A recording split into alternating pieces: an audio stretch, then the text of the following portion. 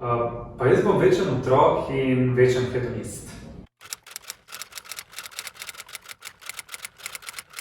Pa to leto je bilo v resnici čist fajn in zanimivo. Definitivno bi opustil socialno distanco in bi si želel več druženja, ohranil pa bi ene 14 dni lockdowna na leto za vse nas, zato da pritisnemo restart.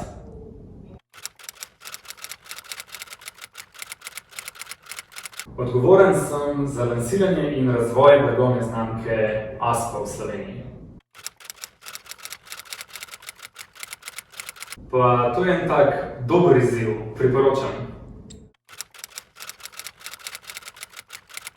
Ja, v resnici gre res samo za buzzword.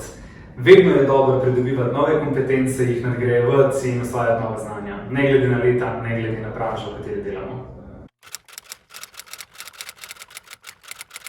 Na srečo se vedno več mladih odloča za podjetništvo, še zmeraj manj zaostajamo za evropskim povprečjem, ampak trend je pozitiven. Iz programa Prvi mentor je to mal art od moje mentoriranke Maše, sicer pa na širšem slovenskem trgu je to sigurno Kingsbox. Najbolj se veselim druženj v lokalih, restauracijah in predvsem to, da bo končno spet en live dogodek JLC-ja.